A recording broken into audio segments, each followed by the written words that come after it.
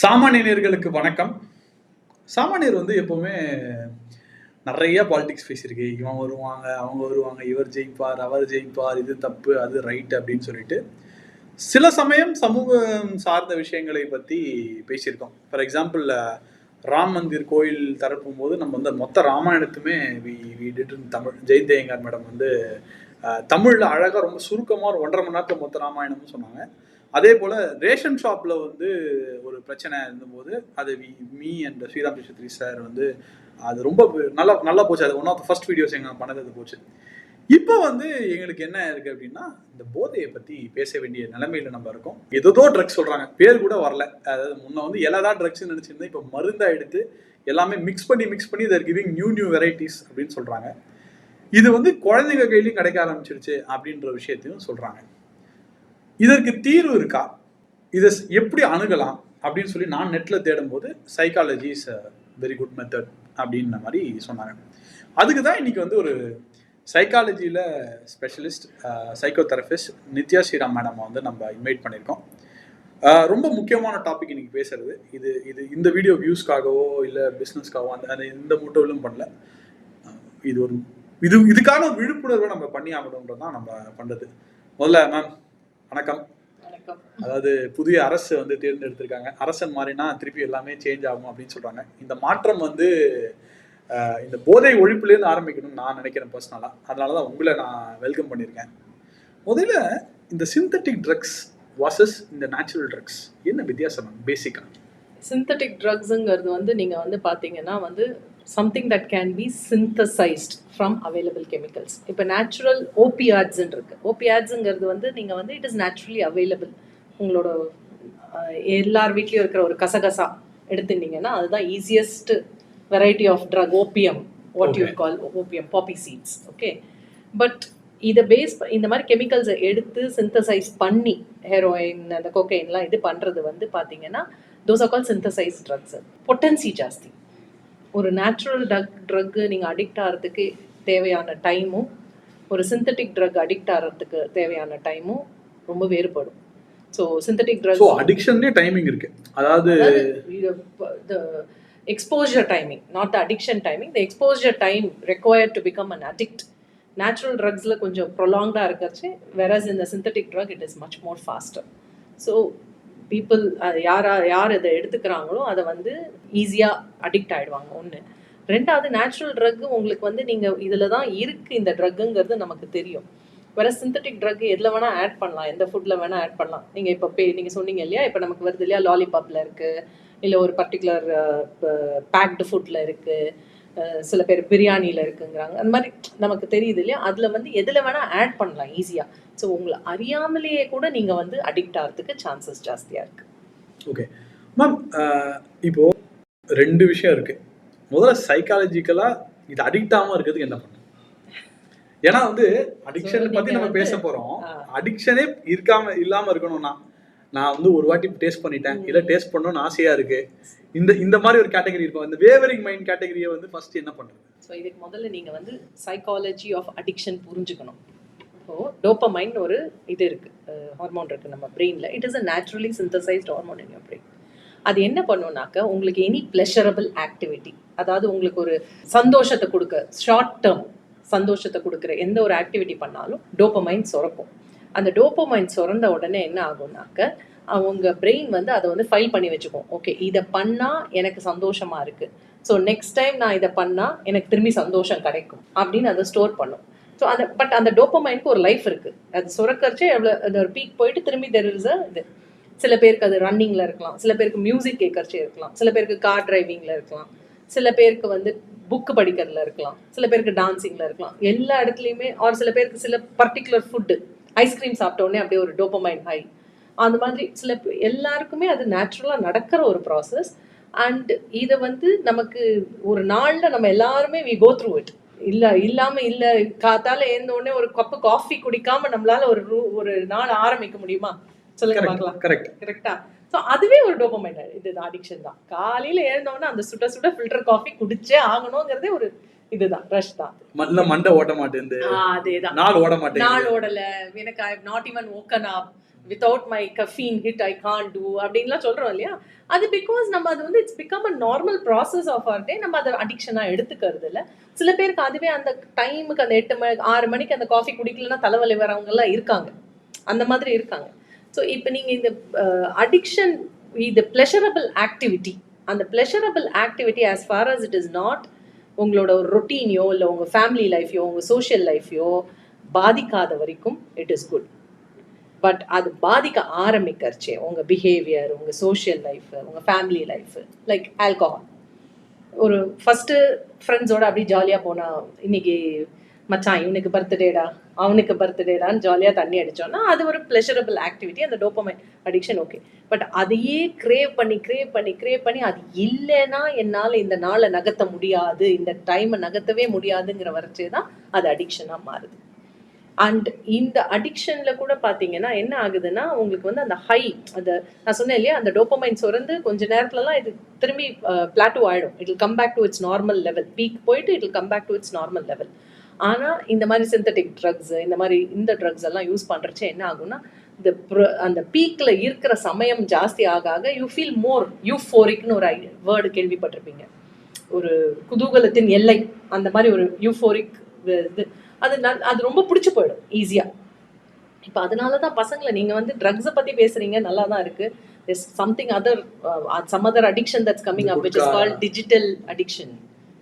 Digital addiction is becoming a big deal. Gutka எல்லாமே அது எல்லாமே சொல்கிறேன், எனி அடிக்ஷன் அதுதான் problem.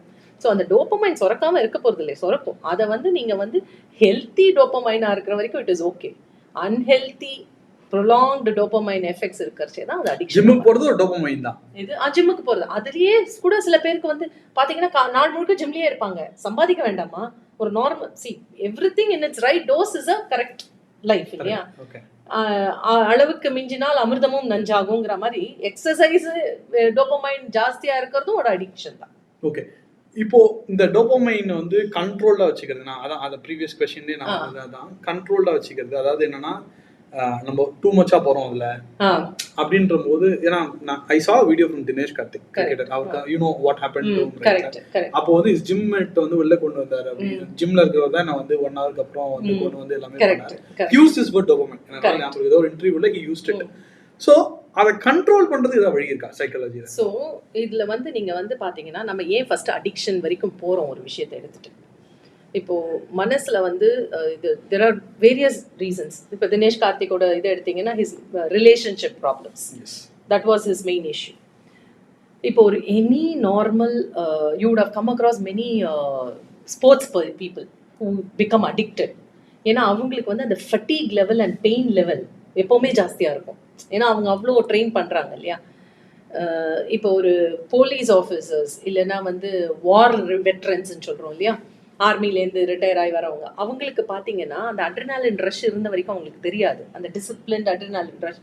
But the moment all that is withdrawn என்ன ஆகும்னா அவங்களுக்கு வந்து அந்த போஸ்ட் ட்ரோமேட்டிக் ஸ்ட்ரெஸ் டிஸார்டர்னு சொல்லுவோம் சம்டைம்ஸ், பிடிஎஸ்டின்னு.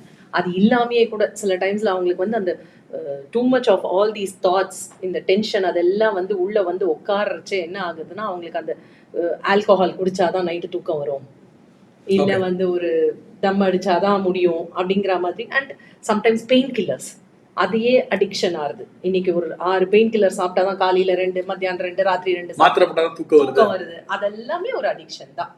ஸோ அந்த உங்களுக்கு வந்து எப்படின்னாக்க இதில் வந்து இது எதனால இது வருதுன்னு ஃபர்ஸ்ட் புரிஞ்சுக்கணும். ஃபர்ஸ்ட் வந்து ஸ்ட்ரெஸ்ஸு, அந்த ஸ்ட்ரெஸ் அளவு மீறி போகிறச்சு அது எப்படி ஹேண்டில் பண்ணுறதுன்னு தெரியாமல் போன நிலைமையில் anything that will take me away from that conflict or that pain, அதில் தான் நம்ம அடிக்ஷன்.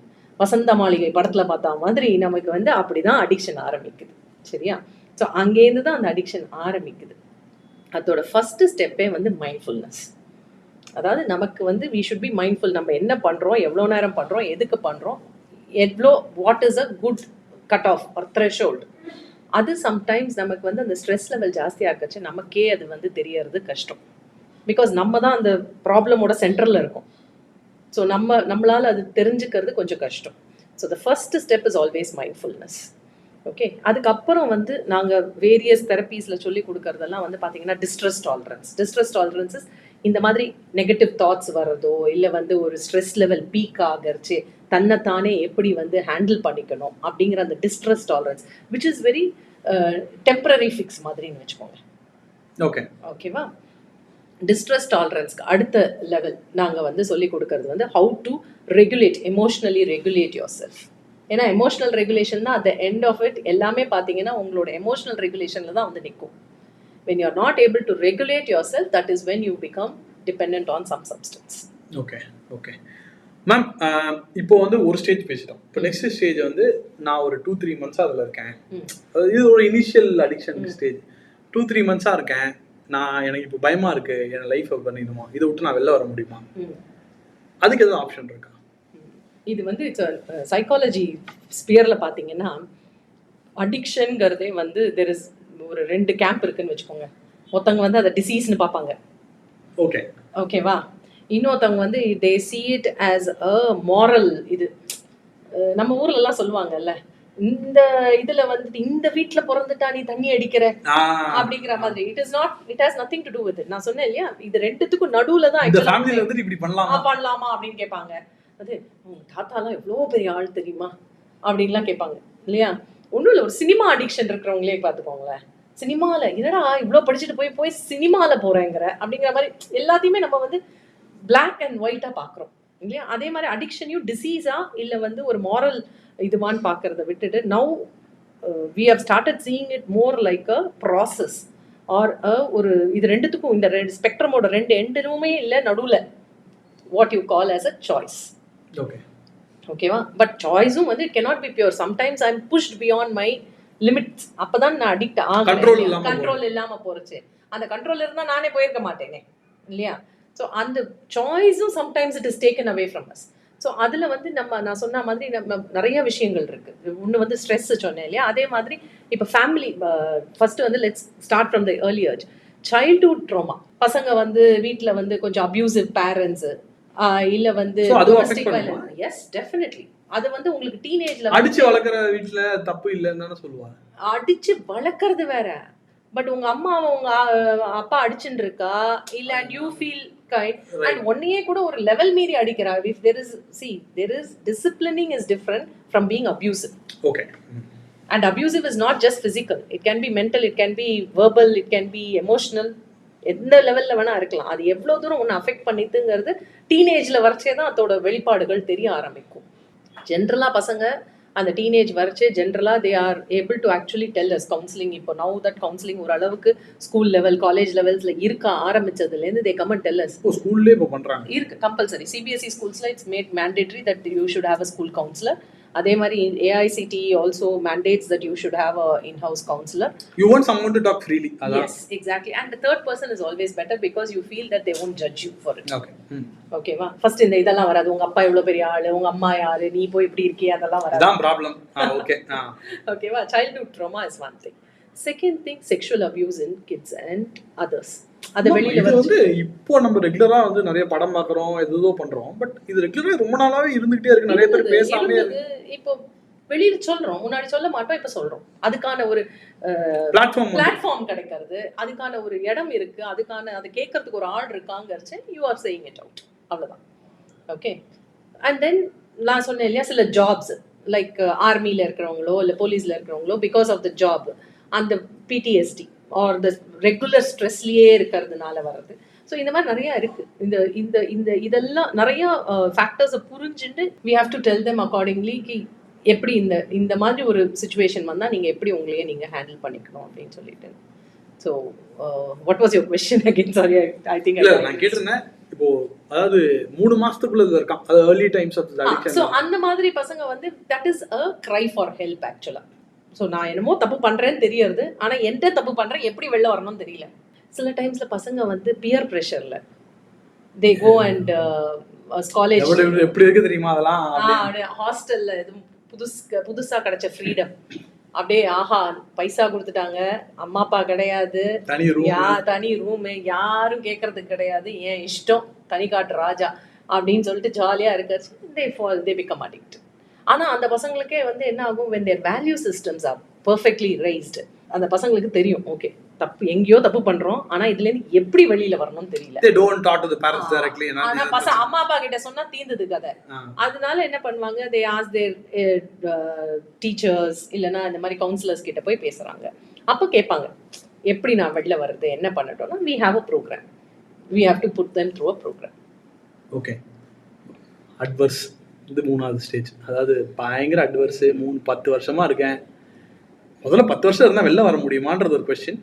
அப்படி வெளியில வரணும்னு நினைச்சா அதுக்கான ஆப்பர்ச்சுனிட்டிஸ் இருக்கா? இருக்கு. அது வந்து ஆனா நீங்க வந்து இன்பேஷண்ட் ரீஹாபிலிட்டேஷன்ல போய் தான் வெளில வர முடியும். Okay, it is not possible through just counselling. Okay, okay, inpatient ரீஹாபிலிட்டேஷன்ல போய் மெடிகேஷன் ஓரளவுக்கு தேவை, மானிட்டரிங் தேவை. ஆனா அதையும் ஃபேஸ் அவுட் பண்ணணும். ஸோ இன்பேஷண்ட்ல நான் 3 மாசம் இருந்துட்டேன், அதனால நான் வெளில வந்துட்டேன்னா, பிகாஸ் ரிலாப்ஸுங்கிறது ரொம்ப ஈஸி. ஏன்னா ஐ டோல்ட் யூ இல்லையா, உங்க டோபமைன் வந்து it stores files on your memory. ஓ இது இட் வில் சே ஏய் அங்க பத்தியா அங்க ஒரு கடை இருக்கு, டாஸ்மாக் இருக்கு, போலாம் அப்படின்னு. ஸோ அந்த மாதிரி அது வந்து ரொம்ப ஈஸியா வந்து ரிலாப்ஸ் ஆகிறதுக்கு சான்சஸ் இருக்கு.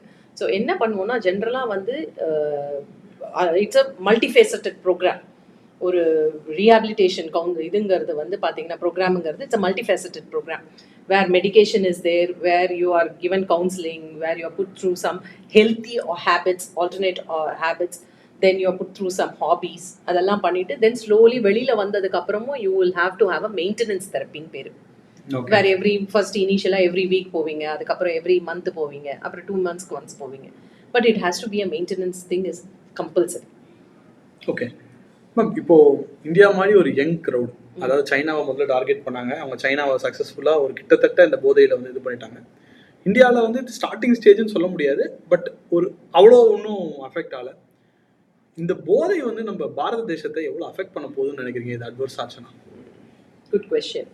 ஸோ இப்போ India is a young nation, or it is going to be the youngest nation ever.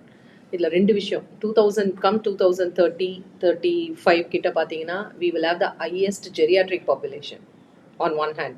geriatric population வயசானவங்க 65 மேல இருக்கிறவங்க. அண்ட் இன்னொரு சைடு பார்த்தீங்கன்னா we will have the younger crowd. ஓகேவா? இப்போ இந்த யங்கர் க்ரௌடை நீங்கள் வந்து, அதாவது இவங்க தான் ஒர்க் ஃபோர்ஸ் அப்படின்னா, அவங்கெல்லாம் ஜெரியாட்ரிக் ஆகிட்டாங்கன்னா ரிட்டையர்ட், அவ்வளோதான். 2/3 ரிட்டையர் ஆயிட்டாங்க அப்படின்னா அதை ரீப்ளேஸ் பண்றதுக்கு ஒரு செட் வேணுமா வேண்டாமா?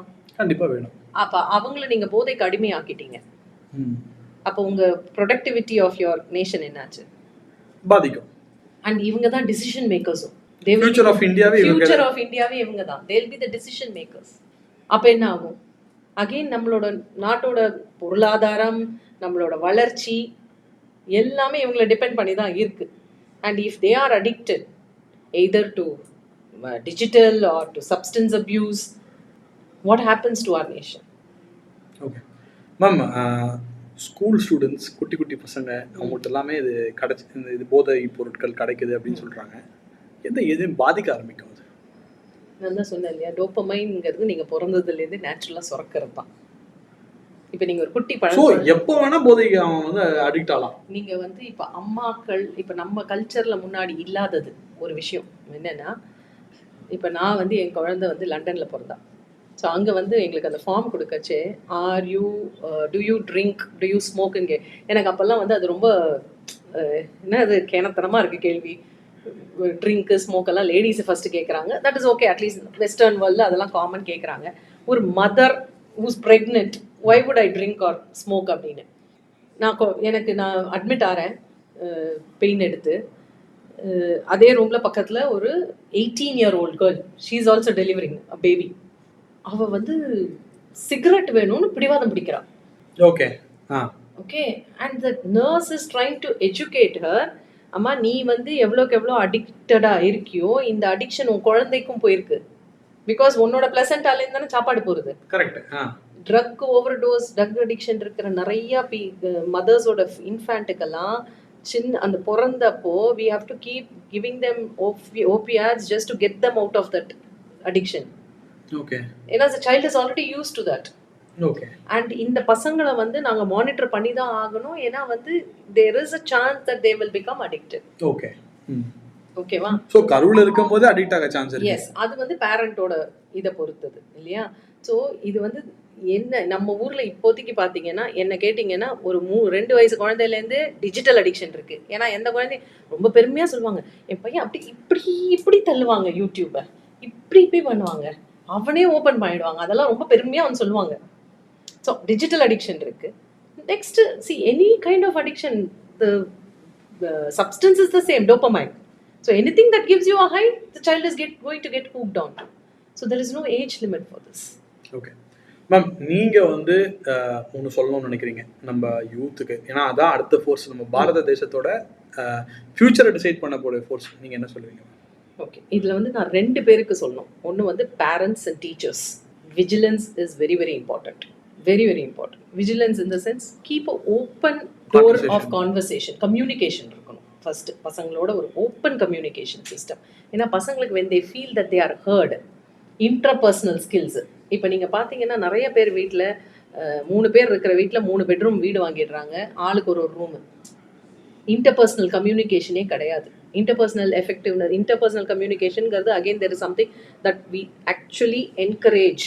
நாங்கள் வந்து இண்டிவிஜுவல் தெரப்பியும் கொடுப்போம், குரூப் தெரப்பியும் கொடுப்போம். அந்த குரூப் தெரப்பியில் we actually encourage them to interact with each other. அது ரொம்ப ரொம்ப இம்பார்ட்டண்ட். அது வந்து அந்த எப்படி சொல்கிறது, அந்த இப்போ நான் உங்களுக்கு ஒரு சோகமாக இருக்குது, நான் வந்து கேட்கறதுக்கு ரெடியாக இருக்கேன் நாகராஜ் பேசுங்க அப்படின்னா பேச மாட்டீங்களா? பேசுவீங்க இல்லையா? அது சொன்ன உடனே உங்களுக்கு ஒரு அப்பாடா யார்கிட்டயோ சொன்னோம் அப்படின்னு. மெனி டைம்ஸ் அந்த டீனேஜில் அந்த பசங்களுக்கு அதுதான் வருத்தமே, தான் சொல்கிறத காது கொடுத்து கேட்கறதுக்கு ஆள் இல்லை. என் கவுன்சிலிங் ரூமில் வந்துட்டு இந்த மாதிரி நான் வந்து இன்ஜினியரிங் காலேஜில் கவுன்சிலராக இருக்கச்சே வந்து பேரண்ட்ஸை கூப்பிட்டு சில டைம்ஸில் அகெயின் இந்த மாதிரி அடிக்ஷன் கேசஸ் வந்தாக்க we are morally bound to have a family therapy. ஃபேமிலிக்கும் சேர்த்து தெரப்பி கொடுக்கணும். ஏன்னா இந்த குழந்தைய வீட்டில் அவர் இந்த நபரை வீட்டில் எப்படி ஹேண்டில் பண்ணணும் நான் உங்களுக்கு சொல்லி கொடுக்கணும் இல்லையா? ஸோ அதுவும் கொடுக்கச்சு. இதெல்லாம் உங்ககிட்ட சொல்லியிருக்காங்க, எங்ககிட்ட ஏன் மேடம் சொல்லலை? நீங்கள் பேசுறதே இல்லையே அப்படின்னு இல்லை, அந்த ஒரு நம்ம வந்து ஒரு வரமுறை வச்சுடுறோம். அந்த வரைமுறை தாண்டி பவுண்டரி எப்படியோ தெரியாமல் வந்துடுறது. அது கல்ச்சுரலாக இருக்கலாம், இல்லை வேலையோட இது மிகுதியால் இருக்கலாம், இல்லை வந்து இயலாமையினால இருக்கலாம், எதுவானா இருக்கலாம். பட் அந்த ஒரு பவுண்டரி வந்துடுறது. அதனால பசங்களால பேச முடியல. But the moment you are willing to listen, but you have to have an acceptance. அந்த பொண்ணையோ அந்த பையனையோ you have to accept them as is. நான் ஜட்ஜ்மெண்டெல்லாம் அக்செப்ட் பண்ணுறச்சே அந்த குழந்தை கண்டிப்பாக வாயை திறந்து பேசும், கண்டிப்பாக சொல்லும். அண்ட் எவ்ரி ஹியூமன் பீயிங் ஒரு சைக்கலாஜிக்கலாக ஒரு இது என்ன தெரிஞ்சுக்கணுன்னா, நம்மளோட பெஸ்ட் ஆப்டிமம் லெவலில் தான் நம்ம எப்போவுமே we will aspire to behave. So என்னால் முடியல கஷ்டப்படுறேங்கிறனால தான் நான் வந்து மற்ற இதுக்கெல்லாம் போகிறேன், நான் அடிக்ஷனுக்கெல்லாம். ஸோ எனக்கு நீ இதுக்கு ஹெல்ப் பண்ணி கொடுத்துட்டேன்னா why will I go get addicted at all? Correct. ஓகேவா? இது வந்து பேரண்ட்ஸ் அண்ட் டீச்சர்ஸ்க்கு. ஸ்டூடெண்ட்ஸுக்கு நான் என்ன சொல்கிறேன்னா, yes I understand your stress level. இன்னைய தேதிக்கு நமக்கெல்லாம் இல்லாத காம்படிஷன், நமக்கெல்லாம் இல்லாத ஒரு சோஷியல் ப்ரெஷர் இந்த பசங்களுக்கு இருக்குது இந்த காலகட்டத்தில். டே ஒன்லேருந்தே இருக்குது. It's man made but it is there. எல்லாரையுமே ஒரே மாதிரி எதிர்பார்க்கறாங்க. Everybody cannot be Usain Bolt, everybody cannot be Praggnanandhaa. Correct. இது வந்து இதுல வந்து நம்ம வந்து அந்த ஐ அண்டர்ஸ்டாண்ட் அந்த பெயின், அந்த கஷ்டம் எனக்கு நல்லா புரியுறது. ஸோ ஐ சஜஸ்ட் உங்களுக்கு உங்கள் அம்மா அப்பா கிட்ட பேச முடியலனாலும் உங்கள் ஸ்கூல்லையோ இல்லை வந்து உங்களை வந்து நல்லா புரிஞ்சுக்குவாங்க அப்படிங்கிற இடத்துல கண்டிப்பாக போய் ஹெல்ப் கேளுங்க first. Before you become addicted, ask for help. And when you seek help you will definitely receive it. அது ரொம்ப முக்கியம். அதை போய் கேளுங்க, அதில் தப்பே கிடையாது. கொடுக்க மாட்டாங்களோ அப்படின்னு நம்ம பண்ணவே வேண்டாம். ஸோ கண்டிப்பாக கேளுங்க. அது கண்டிப்பாக அந்த வாயை திறந்து பேசணும், கண்டிப்பாக வாயை திறந்து கேட்கணும். அந்த ஃபெசிலிட்டியை பண்ணி கொடுக்க வேண்டியது எஸ் ஒரு பேரண்ட் ஆஸ் அ டீச்சர் நம்மளோட பொறுப்பும் இருக்குது. பட் இருந்தாலும் அந்த பசங்களுக்கும் நான் என்ன சொல்கிறேன்னா, ப்ளீஸ் கேளுங்க, சீக் ஹெல்ப். அன்ஃபார்ச்சுனேட்லி இவங்க மிஸ்லைடு ஹெல்ப் கேட்கறது, போயிட்டு சோஷியல் மீடியாவில் போடுறது, சாட் ரூமில் போய் போடுறது, because they feel safe there. So அந்த secure environment நம்ம பண்ணி கொடுத்தாதான் பசங்க வாயை திறந்து பேசுவாங்க. ஓகே, மேம் ரொம்ப தேங்க்ஸ். ஐ திங்க் எனக்கே ஒரு டிஃப்ரெண்ட் இன்டர்வியூ இது. இப்போ பாரு இந்த பர்சன்டேஜ் வருமா அந்த பர்சன்டேஜ் வருமான்னு கேட்டுட்டு it's a very different interview. But the new India was born.